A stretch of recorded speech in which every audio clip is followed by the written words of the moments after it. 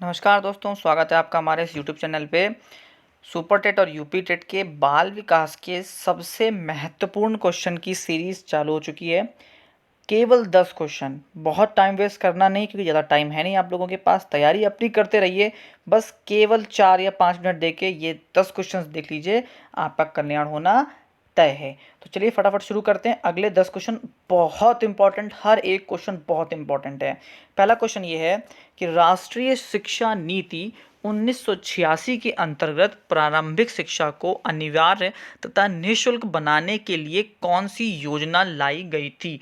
ये प्रश्न बहुत इंपॉर्टेंट है, दोनों एस्पेक्ट से आप देख सकते हैं। इसको आप कह सकते हैं तो एक तरीके से आपका जीएस का क्वेश्चन भी ये बन जाता है और एक तरीके से ये आपका साइकोलॉजी का भी क्वेश्चन बन जाता है। तो फटाफट इसका आंसर, पहले ऑप्शंस देखते हैं और इसका आंसर देख लेते हैं। तो Sarvodaya Vidyalaya, Navodaya Vidyalaya, operation black board या फिर स्कूल चलो अभियान। इसका आंसर सबसे पहले आप लोग अपने मन में सोचा करें, उसके बाद फिर मैं आपको इसके आंसर्स बताया करूंगा। तो इसका जो आंसर है वो क्लियर है कि जो राष्ट्रीय शिक्षा नीति 1986 के अंतर्गत प्रारंभिक शिक्षा को अनिवार्य तथा निःशुल्क बनाने के लिए जो योजना चलाई गई थी वो चलाई गई थी ऑपरेशन ब्लैक बोर्ड। इस जो आपकी ये पूरी क्वेश्चन चारों ऑप्शन दिए उसमें से ही देख के आपको मारना है। तो इन चारों के हिसाब से ऑपरेशन ब्लैक बोर्ड ही है, क्योंकि ये सर्व शिक्षा अभियान के बाद अगला प्रोग्राम चलाया गया था, operation black board. Next question है, जीन पियाजे ने संज्ञानात्मक अवस्था मतलब मानसिक विकास को कितने भागों में विभाजित किया है। ये बहुत महत्वपूर्ण क्वेश्चन है, बहुत महत्वपूर्ण क्वेश्चन है। 2, 3, 4 या फिर 8 बहुत महत्वपूर्ण क्वेश्चन है। तो याद रखिएगा, जीन पियाजे ने संज्ञानात्मक अवस्थाओं को 2 हिस्सों में बांटा है। वीडियो मैंने स्वयं बनाई है इस टॉपिक पे, तो जाके आप चेकआउट कर सकते हैं। अगला क्वेश्चन बहुत लाजवाब प्रश्न है, निम्नलिखित में से कौन सा विकल्प सत्य नहीं है। तो इधर सिद्धांत है और इधर प्रतिपादक हैं। तो फटाफट देखते हैं इस क्वेश्चन में क्या दिया गया है। तो पहला दिया गया है मनोलैंगिक विकास का सिद्धांत, तो क्या ये फ्राइड ने दिया है। मनोसामाजिक विकास का सिद्धांत स्किनर द्वारा, भाषा विकास का सिद्धांत चॉम्स्की द्वारा या फिर नैतिक विकास का सिद्धांत कोहलबर्ग के द्वारा। तो याद रखिएगा, ऑप्शन नंबर बी जो है वो गलत दिया है, मनोसामाजिक विकास सिद्धांत स्किनर द्वारा नहीं दिया गया है। तो जो सही ऑप्शन होगा वो होगा ऑप्शन नंबर बी, ये सत्य नहीं है। अगला प्रश्न देख लेते हैं, निम्नलिखित में से कौन सा विकल्प सही सुमेलित नहीं है। फिर से नहीं शब्द आया, ध्यान दीजिएगा। एक तरफ परीक्षण दिए गए हैं और एकदम अध्ययन के विषय दिए गए हैं।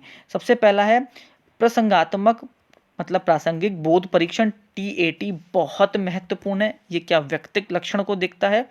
रोरशा शाही धब्बा बहुत महत्वपूर्ण है, क्या ये अचेतन प्रेरणा की बात करता है। निष्पादन परीक्षण, क्या यह शिक्षकों की बुद्धि को देखता है। और चिमटी परीक्षण, क्या ये एक यांत्रिक कौशल को देखने के लिए बनाया गया है। तो फटाफट इसका आंसर देखते हैं। तो इसका जो आंसर होगा वो होगा ऑप्शन नंबर सी, कि जो निष्पादन परीक्षण है वो शिक्षकों की बुद्धि को नहीं देखता। ऑप्शन नंबर सी बिल्कुल सही होगा, क्योंकि ये नहीं पूछ रहा है। अगला प्रश्न देख लेते हैं। तो यहाँ पर भी वही प्रश्न है, निम्नलिखित में से कौन सा विकल्प सही सुमेलित नहीं है। एक तरफ दिया गया है व्यक्तित्व के सिद्धांत हैं और दूसरी तरफ इनके प्रतिपादक हैं। पहला है मांग का सिद्धांत, अब्राहम मैस्लो ने। शरीर रचना का सिद्धांत क्रैशमर का। शील गुण का सिद्धांत ऑलपोर्ट एवं कैटल का। और मनोविश्लेषणात्मक सिद्धांत जो है वो फ्राइड का। तो ये ऑप्शन भी मेरी वीडियोस में से अगर आपने देखी होंगी तो आपको वहां से मिलने वाला है। ऑप्शन नंबर बी बिल्कुल सही है, शरीर रचना का सिद्धांत क्रैशमर द्वारा नहीं दिया गया है। तो ऑप्शन नंबर बी बिल्कुल सही हो जाएगा इस प्रश्न का। अगला प्रश्न देख लेते हैं,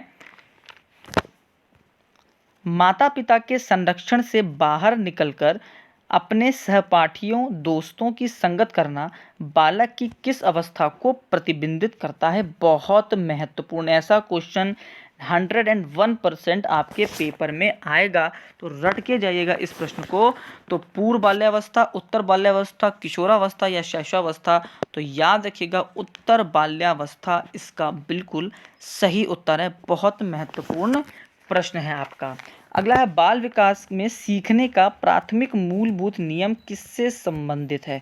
बहुत इंपॉर्टेंट क्वेश्चन। देखिए सारे क्वेश्चन जितने हैं ये बहुत इंपॉर्टेंट है, तो इनको रट के ही जाना। तत्परता, परिणाम का अपेक्षा, अभ्यास कार्य या फिर प्रशंसा। तो याद रखिएगा शुरुआत तत्परता से ही है, तो पहला ऑप्शन इसका बिल्कुल सही होगा। अगला क्वेश्चन देखते हैं, सीखे हुए ज्ञान, कौशल या विषय का अन्य परिस्थितियों में उपयोग करने को कहते हैं। चिंता, ज्ञान का स्थानांतरण, प्रेरणा या फिर अभिप्रेरणा। अब ये वीडियो भी मैंने बनाई थी, अगर आपने देखी होगी तो आप तुरंत क्लिक कर देंगे कि इसको ज्ञान का स्थानांतरण कहते हैं। अगला देख लेते हैं, निम्नलिखित में से कौन सा सुमेलित नहीं है। नहीं पे ध्यान दीजिएगा। एक तरफ बुद्धि के सिद्धांत दिए गए हैं और दूसरी तरफ प्रवर्तक हैं। एक कारक सिद्धांत बिनेट टर्मन स्टर्न, द्विकारक व त्रिकारक सिद्धांत स्पीयरमैन, बुद्धि की संरचना सिद्धांत जेपी दास या फिर बहुमानसिक योग्यता का सिद्धांत थॉर्न डाइक। तो इसका सही उत्तर फटाफट देख लेते हैं। ऑप्शन नंबर सी जो है वो बिल्कुल सही है कि बुद्धि की संरचना सिद्धांत जेपी दास द्वारा नहीं दिया गया है, क्योंकि प्रश्न में नहीं पूछा था। तो ऑप्शन नंबर सी इसका बिल्कुल सही उत्तर होगा। आखिरी प्रश्न आज का ले लेते हैं, बाल्यावस्था की प्रमुख मनोवैज्ञानिक विशेषता क्या क्या होती है।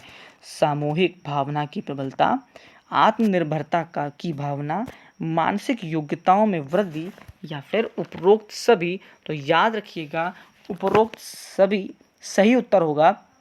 ये प्रमुख मनोवैज्ञानिक विशेषता है एक बाल्यावस्था की। हमने आज फिर से टॉप 10 क्वेश्चंस को देख लिए हैं। बहुत महत्वपूर्ण क्वेश्चंस थे, रट के ही जाना, भूल मत जाना वरना पेपर में पछताना पड़ जाएगा। लास्ट तक आपने वीडियो देखी उसके लिए बहुत बहुत धन्यवाद। अपना प्यार इस चैनल को देते रहिएगा। Thank you and have a nice day.